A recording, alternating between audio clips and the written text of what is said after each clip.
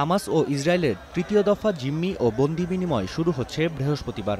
Palestinian prisoners সোসাইটির তথ্য বলছে, এদিন মুক্তি দেওয়া হবে ১০০ কারাবন্দী ফিলিস্তিনিকে। স্থানীয় সময় দুপুর ১২টা নাগাদ পশ্চিম তীরের রামাল্লায় ফেরার কথা রয়েছে কারাবন্দীদের। অপরদিকে ইসরায়েলে ৮ জিম্মিকে ফেরত পাঠাবে হামাস, যার মধ্যে রয়েছেন ৫ থাই নাগরিক। জিম্মিদের জন্য অপেক্ষার প্রহর গুনছেন ইসরায়েলিরা। বুধবার রাজধানী তেল আবিবে প্রতিরক্ষা মন্ত্রণালয়ের কার্যালয় ঘিরে বিক্ষোভ করেন কয়েকশো নাগরিক। শেষ জিম্মি ঘরে ফেরা না পর্যন্ত বিক্ষোভ অব্যাহত রাখার ঘোষণাও দেন তারা। বিনিময়ের তালিকায় থাকা ইসরায়েলি জিম্মিদের নাম ঘোষণার পর অনেকেই আবেগ আপ্লুত হয়ে ওঠেন।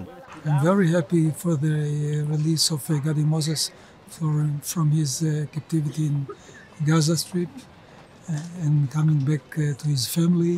I'm very happy, but we have to wait till the last one is back. গাজায় শান্তি ফিরলেও ইসরায়েলি বাহিনীর আগ্রাসন চলছে পশ্চিম তীরে। বুধবার তাম্মুন অঞ্চলে ইসরায়েলি বাহিনীর বিমান হামলায় প্রাণ হারিয়েছেন বেশ কয়েকজন। অভিযানের নামে নির্বিচারে ধরপাকড় চালাচ্ছে আইডিএফ। হামলা চালানো হয়েছে তুলকারেম ও কালেকিয়ায়। অপারেশন আয়রন ওয়াল শেষ হওয়ার পরও জেনিন শরণার্থী শিবিরে সামরিক বাহিনী অবস্থান করবে বলে ঘোষণা দিয়েছেন ইসরায়েলের প্রতিরক্ষামন্ত্রী। אנחנו הכרזנו מלחמה על הטרור הפלסטיני ביהודה ושומרון. מבצע חומת ברזל בא להכריע את תשתיות הטרור שנבנו. যুদ্ধবিরতি চুক্তির পর থেকে উত্তর গাজায় ফিরেছেন ৫ লাখেরও বেশি ফিলিস্তিনি। ধ্বংসস্তূপের মধ্যেও বিজয়ের হাসিতে ঘরে ফিরতে দেখা যায় অধিকাংশ মানুষকে, যদিও উপত্যকাটি বসবাসের অযোগ্য বলছেন ফিলিস্তিনিরা। এদিকে গাজাবাসীকে বাস্তুচ্যুত করার পরিকল্পনায় মিশর যোগ দেবে না বলে ঘোষণা দিয়েছেন দেশটির president Abdel Fattah al CC. জানান, পরিকল্পনাটি অন্যায্য, পাশাপাশি এটি বাস্তবায়নে নিরাপত্তা ঝুঁকি তৈরি হতে পারে বলেও আশঙ্কা তার।